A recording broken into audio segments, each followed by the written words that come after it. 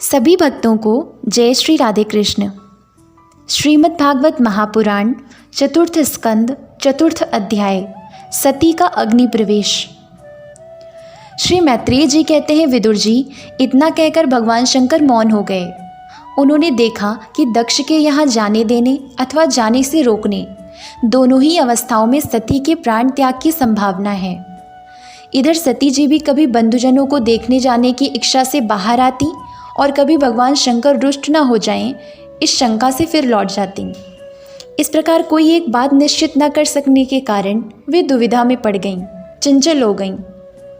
बंधुजनों से मिलने की इच्छा में बाधा पड़ने से वे बड़ी अनमनी हो गईं।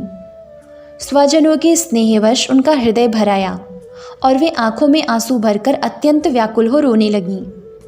उनका शरीर थरथर कांपने लगा और वे अप्रतिम पुरुष भगवान शंकर की ओर इस प्रकार रोषपूर्ण दृष्टि से देखने लगी मानो उन्हें भस्म कर देंगी।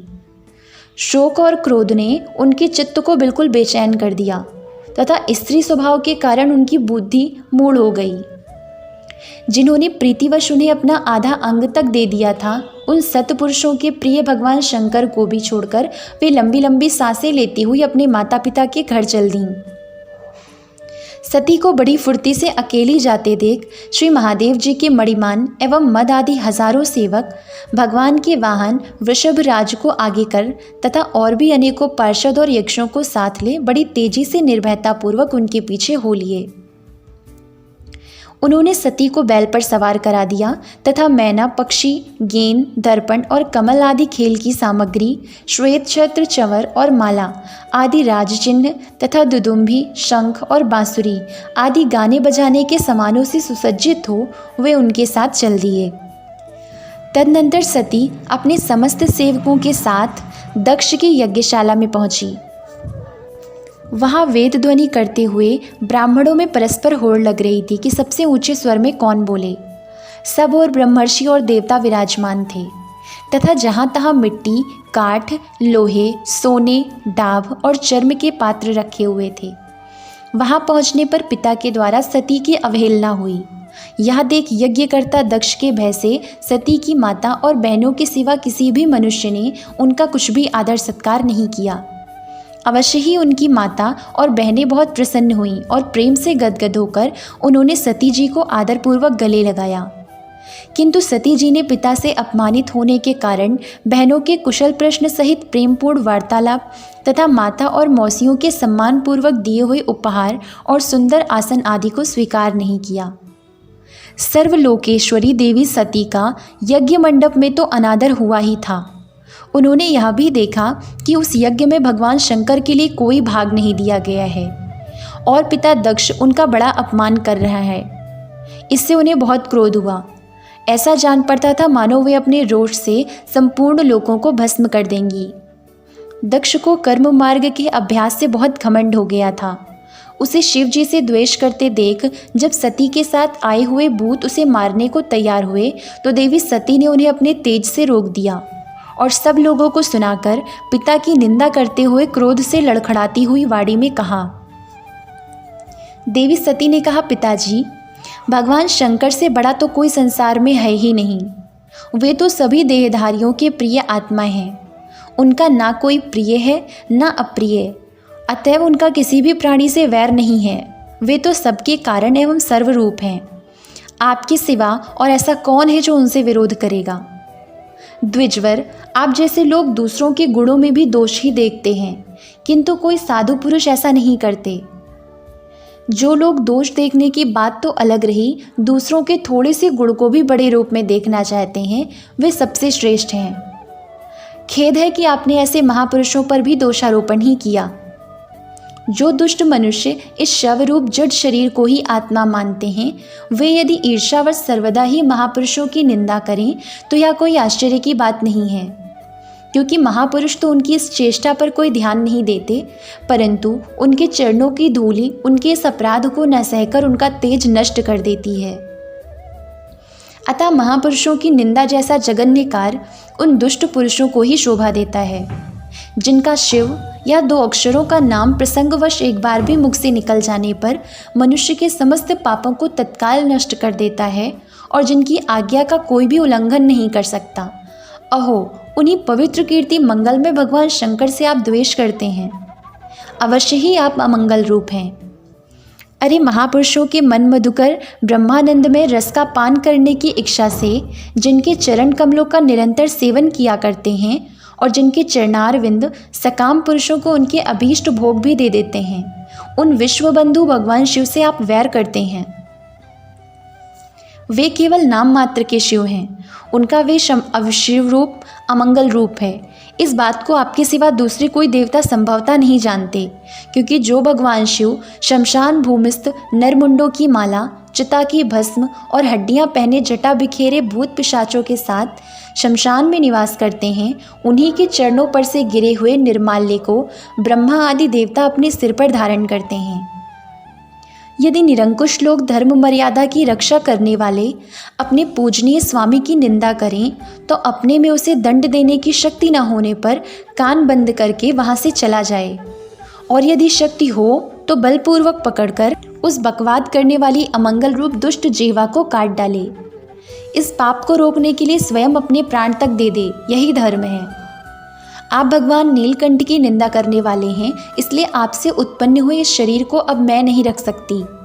यदि भूल से कोई निंदित वस्तु खा ली जाए तो उसे वमन करके निकाल देने से ही मनुष्य की शुद्धि बताई जाती है। जो महामुनि निरंतर अपने स्वरूप में ही रमण करते हैं, उनकी बुद्धि सर्वथा वेद के विधि निषेध में वाक्यों का अनुसरण नहीं करती। जिस प्रकार देवता और मनुष्यों की गति में भेद रहता है, उसी प्रकार ज्ञानी और अज्ञानी की स्थिति भी एक सी नहीं होती। इसलिए मनुष्य को चाहिए कि वह अपने ही धर्म मार्ग में स्थित रहते हुए भी दूसरों के मार्ग की निंदा ना करे। प्रवृत्ति, यज्ञ याग आदि और निवृत्ति, शम दम आदि रूप दोनों ही प्रकार के कर्म ठीक हैं। वेद में उनके अलग अलग रागी और विरागी दो प्रकार के अधिकारी बताए गए हैं। परस्पर विरोधी होने के कारण उक्त दोनों प्रकार के कर्मों का एक साथ एक ही पुरुष के द्वारा आचरण नहीं किया जा सकता। भगवान शंकर तो परम ब्रह्म परमात्मा हैं, उन्हें इन दोनों में से किसी भी प्रकार का कर्म करने की आवश्यकता नहीं है। पिताजी, हमारा ऐश्वर्य अव्यक्त है, आत्मज्ञानी महापुरुष ही उसका सेवन कर सकते हैं। आपके पास वह ऐश्वर्य नहीं है और यज्ञशालाओं में यज्ञ अन्न से तृप्त होकर प्राण पोषण करने वाले कर्मठ लोग उसकी प्रशंसा भी नहीं करते। आप भगवान शंकर का अपराध करने वाले हैं, अतः आपके शरीर से उत्पन्न इस निंदनीय देह को रखकर मुझे क्या करना है। आप जैसे दुर्जन से संबंध होने के कारण मुझे लज्जा आती है। जो महापुरुषों का अपराध करता है, उससे होने वाले जन्म को भी धिक्कार है।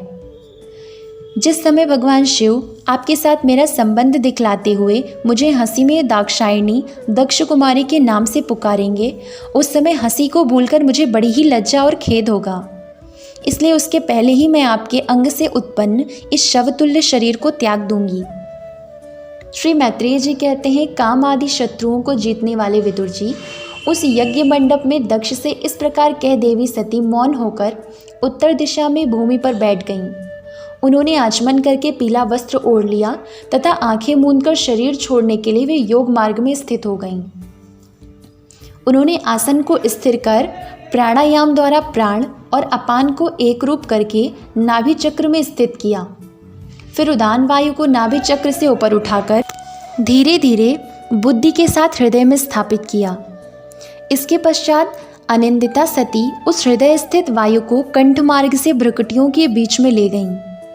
इस प्रकार जिस शरीर को महापुरुषों के भी पूजनीय भगवान शंकर ने कई बार बड़े आदर से अपनी गोद में बैठाया था, दक्ष पर कुपित होकर उसे त्यागने की इच्छा से महामनस्विनी सती ने अपने संपूर्ण अंगों में वायु और अग्नि की धारणा की। अपने पति जगतगुरु भगवान शंकर के चरण कमल मकरंद का चिंतन करते करते सती ने और सब ध्यान भुला दिए। उन्हें उन चरणों के अतिरिक्त कुछ भी दिखाई न दिया। इससे वे सर्वथा निर्दोष अर्थात मैं दक्ष कन्या हूँ ऐसे अभिमान से भी मुक्त हो गईं और उनका शरीर तुरंत ही योग अग्नि से जल उठा। उस समय वहाँ आए हुए देवता आदि ने जब सती का देह त्याग रूप या महान आश्चर्यमय चरित्र देखा तब वे सभी हाहाकार करने लगे और वह भयंकर कोलाहल आकाश में एवं पृथ्वी तल पर सभी जगह फैल गया। सब और यही सुनाई देता था, हाय दक्ष के दुर्व्यवहार से कुपित होकर देवाधिदेव महादेव की प्रिया सती ने प्राण त्याग दिए। देखो, सारे चराचर जीव इस दक्ष प्रजापति की ही संतान हैं, फिर भी इसने कैसी भारी दुष्टता की है। इसकी पुत्री शुद्र हृदया सती सदा ही मान पाने के योग्य थी, किंतु इसने उसका ऐसा निरादर किया कि उसने प्राण त्याग दिए। वास्तव में यह बड़ा ही असहिष्णु और ब्राह्मण द्रोही है। अब इसकी संसार में बड़ी अपकीर्ति होगी। जब इसकी इस पुत्री सती इसी के अपराध से प्राण त्याग करने को तैयार हुई तब भी इस शंकर द्रोही ने उसे रोका तक नहीं। जिस समय सब लोग ऐसा कह रहे थे उसी समय शिव जी के पार्षद सती का यह अद्भुत प्राण त्याग देख अस्त्र शस्त्र लेकर दक्ष को मारने के लिए उठ खड़े हुए। उनके आक्रमण का वेग देखकर भगवान भृगु ने यज्ञ में विघ्न डालने वालों का नाश करने के लिए अपहतम रक्ष इत्यादि मंत्र का उच्चारण करते हुए दक्षिणाग्नि में आहुति दी। अध्वर्यु भृगु ने ज्यों ही आहुति छोड़ी कि यज्ञ कुंड से ऋभु नाम के हजारों तेजस्वी देवता प्रकट हो गए। इन्होंने अपनी तपस्या के प्रभाव से चंद्रलोक प्राप्त किया था। उन ब्रह्म तेज संपन्न देवताओं ने जलती हुई लकड़ियों से आक्रमण किया तो समस्त गुहक और प्रमथगढ़ इधर उधर भाग गए। ओम नमो भगवते वासुदेवाय। जय श्री राधे कृष्ण।